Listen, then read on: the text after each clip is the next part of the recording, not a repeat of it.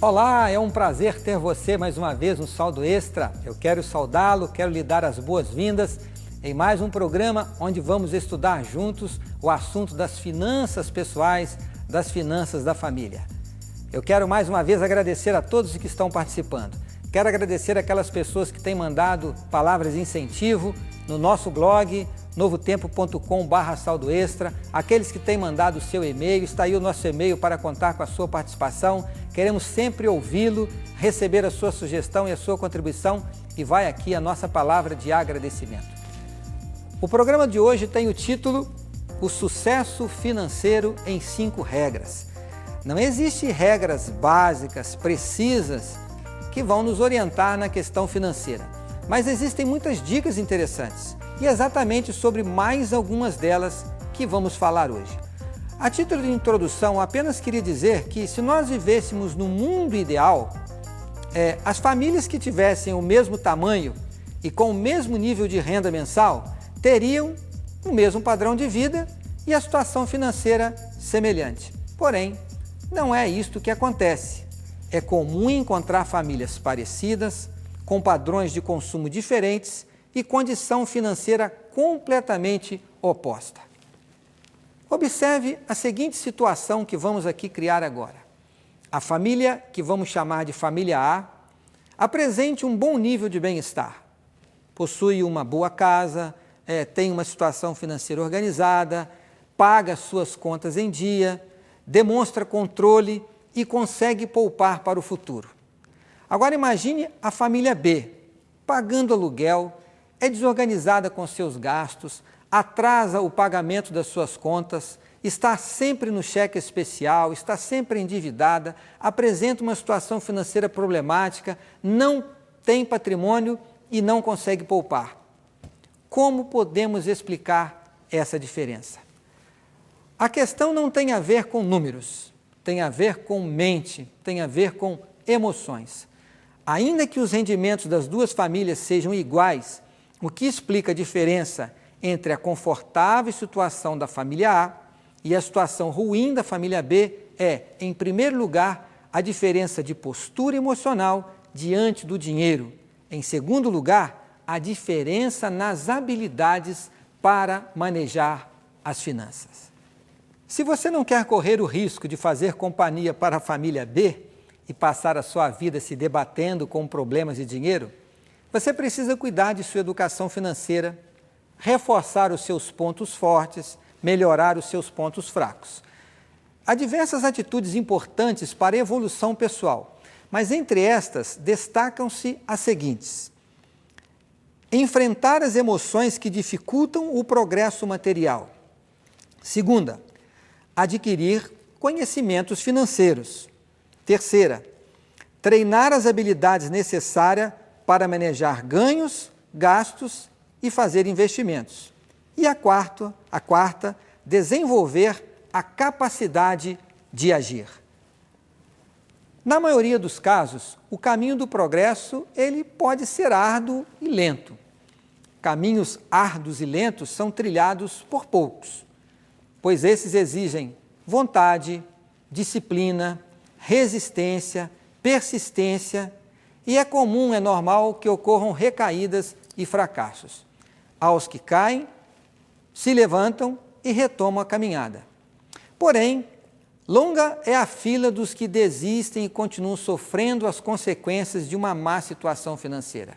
Eles sofrem e submetem os filhos, a própria família, ao sofrimento pelo qual eles, quem sabe, não têm nenhuma culpa.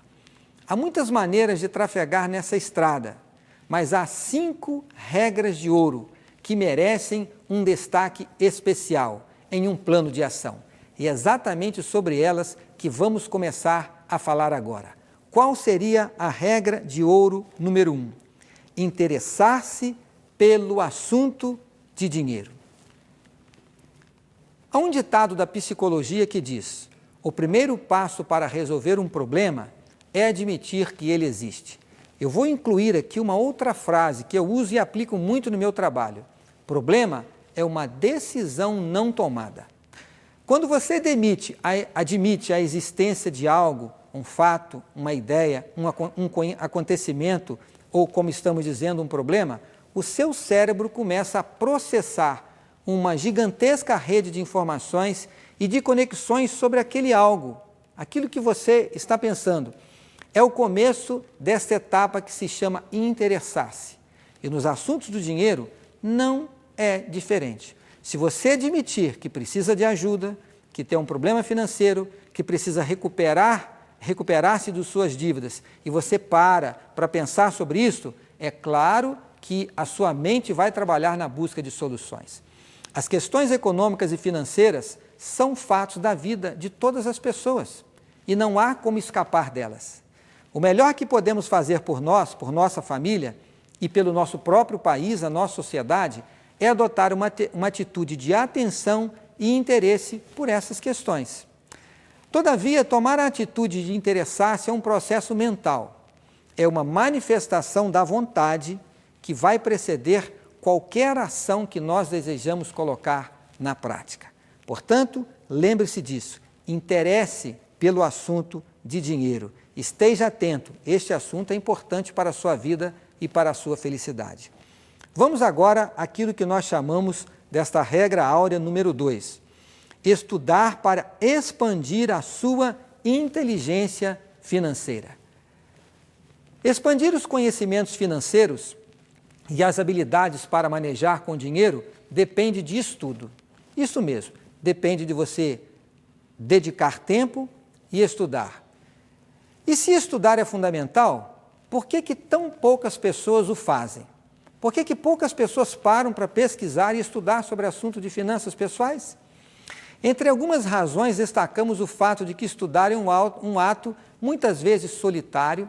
Eu já disse aqui, exige tempo, recolhimento, paciência e disciplina.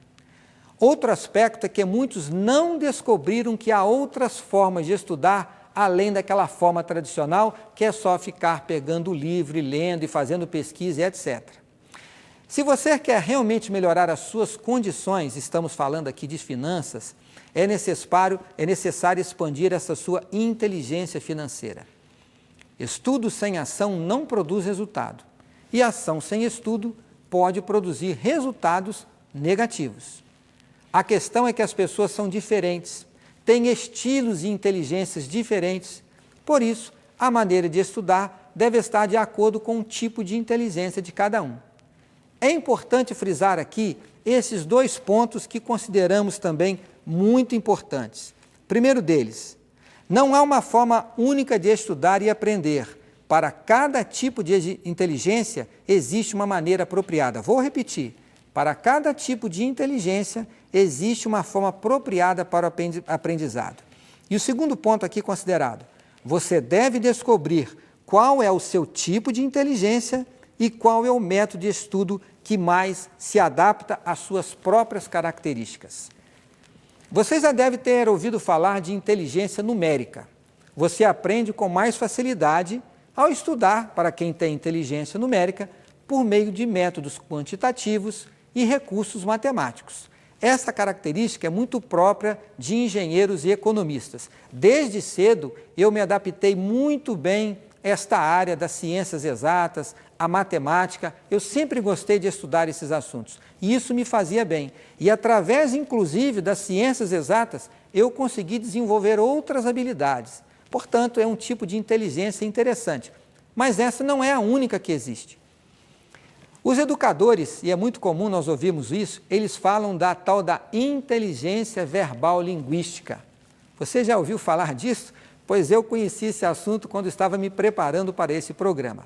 Você aprende mais lendo textos, ouvindo fitas, assistindo a exposições e certamente não tem apreço por equações e números, esse tipo de inteligência. Essa inteligência ela é muito presente na vida dos oradores, dos políticos que estão sempre fazendo discursos, nos pregadores religiosos, quem sabe nos pastores, nos evangelistas e também na vida dos vendedores. Agora, existe uma outra inteligência que é bom nós destacarmos também, é a tal da inteligência espacial. Esta inteligência certamente é vista nos engenheiros, os arquitetos, os escultores, os estilistas, terão melhor proveito se adotarem, os que têm essa inteligência, de métodos que usem imagens e figuras. O importante é saber que existem formas diferentes de aprender e cada um deve buscar aquela mais adequada ao seu tipo de inteligência. Você já parou para perguntar qual é o seu tipo de inteligência? Pois pare um pouquinho e pense. Estudar usando uma maneira de estudar não apropriada para a sua característica torna o estudo uma atividade ruim, enfadonha e certamente pouco produtiva e vai com certeza dificultar o aprendizado. Eu gostaria agora de destacar, lembrar com vocês esses pontos que mencionamos até aqui. Se você quer aprender sobre assunto de finanças, você tem que estudar. Você precisa dedicar tempo para isso. E quando eu falo estudar, não é ir fazer uma faculdade, nem fazer um curso de especialização, mas é você ter que entender que você tem que tirar tempo para o aprendizado. Existem métodos diferentes e você procure encontrar aquele método que vai se adaptar à sua melhor forma de aprendizado. Uma das boas formas de você aprender é assistir o Saldo Extra. Vamos agora para o intervalo. Fique conosco, continue estudando o assunto de finanças pessoais. Nós voltamos já, é rapidinho.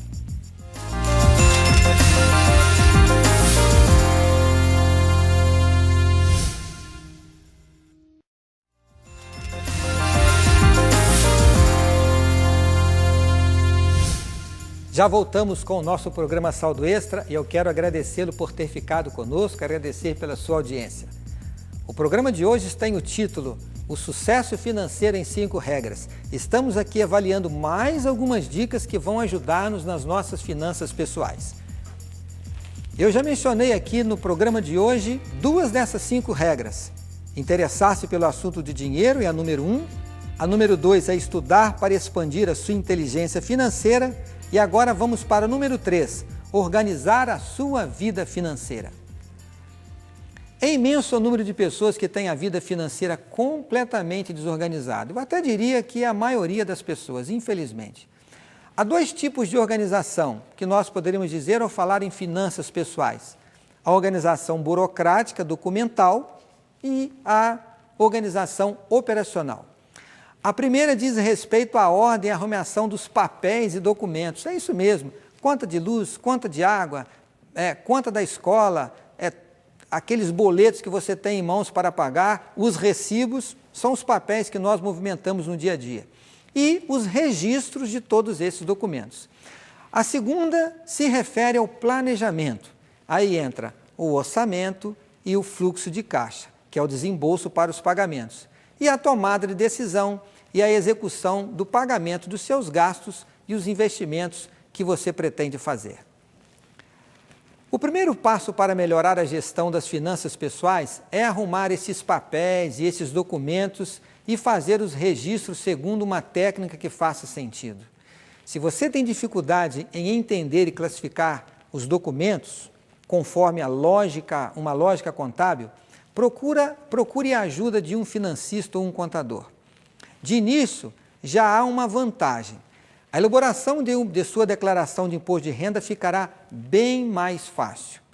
E na disputa por clientes, os bancos passaram a fornecer orientação e programas de computador direcionados a pessoas físicas.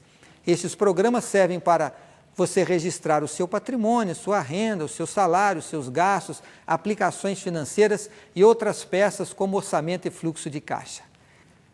Essas ferramentas disponibilizadas por bancos, instituições financeiras, planilhas eletrônicas, alguns aplicativos que são encontrados em telefones celulares, por exemplo, elas são úteis, mas não quer dizer que se você não tem isso à disposição, que você não pode fazer o seu registro de sua documentação. Fica aqui uma sugestão. Não guarde, por exemplo, a conta de luz lá fixada na geladeira. A conta de água fica lá no porta-luva do carro. A mensalidade das crianças fica lá no escritório, no local de trabalho. Tem uma pasta, uma gaveta em sua casa, onde você deve ali guardar todas as suas coisas. Já dissemos aqui, quando você for fazer a sua declaração de imposto de renda, todos esses documentos serão necessários. E se você quiser já descobrir uma forma prática de você fazer a sua contabilidade, pode ir no nosso blog e encontre lá um programa onde fala sobre controle de despesas. De forma simples, você pode começar a sua contabilidade financeira pessoal. Vamos agora à regra número 4. Vamos à regra número 4. Disciplinar-se, ou melhor, planejar as suas metas financeiras. Há um provérbio que afirma não haver bons ventos para um barco que não sabe para onde quer ir. E olha, isso é uma verdade. E na vida financeira também é assim. Não basta ter objetivos genéricos, é preciso ter metas. Defina meta como sendo um objetivo devidamente quantificado. Se você tem um objetivo do tipo, quero ter reservas financeiras quando me aposentar, você tem apenas um objetivo geral. Por mais que trabalhe para atingir esse objetivo, não será possível fazer avaliações consistentes ao longo do caminho. Agora imagine a situação, se você diz, quero ter reserva X R$1.000 quando chegar aos 60 anos.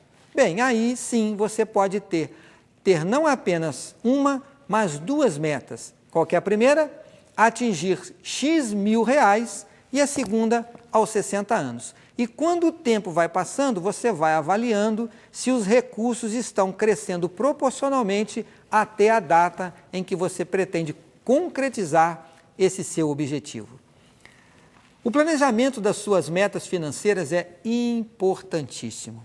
E por uma razão muito simples, se você deixar claro o que quer obter, definindo quando e quanto, você terá alvos que vão balizar as suas ações em relação aos ganhos, aos gastos, à poupança e aos investimentos. Meta é isso, objetivos quantificados em termos de valores e também de tempo e de prazo. Nós vamos agora mencionar a quinta regra de ouro. Hoje nós estamos falando de 5 regras importantes para ter o sucesso na vida financeira. E a quinta regra do ouro nos diz o seguinte, disciplinar-se para executar os seus planos com êxito. Discipline a capacidade de executar as decisões tomadas e realizar as ações planejadas, no tempo certo, na medida prevista e eu diria que também da forma correta. Não é fácil ser disciplinado, todos nós sabemos disso. Exige força interior, perseverança, organização e método. Disciplina é possivelmente a mais importante característica da competência. Eu não sei se você já percebeu que na vida dos grandes esportistas, por exemplo, você destaca 2 características principais dos grandes vencedores. A primeira delas é a perseverança e a segunda, a disciplina. Através dessas 2 características, eles envolvem os seus esforços, implementam procedimentos, adotam um estilo de vida e alcançam o êxito, conseguem chegar na linha de chegada e serem vitoriosas. Por que nós não podemos fazer isso também na nossa vida financeira? Podemos sim. E lembre-se, dentro de todas essas regras, a importância de você ser disciplinado também. Quando você faz um planejamento financeiro, é preciso deixar espaço para modificações corretivas, que são necessárias em função da mudança dos fatos da nossa vida. Todos nós somos influenciados por tudo aquilo que acontece ao nosso redor. Se o governo modifica uma lei, se ele introduz algo novo, se acontece alguma coisa na economia, nós seremos atingidos. Por isso, um bom planejamento é aquele que define, eu chamaria de uma faixa larga.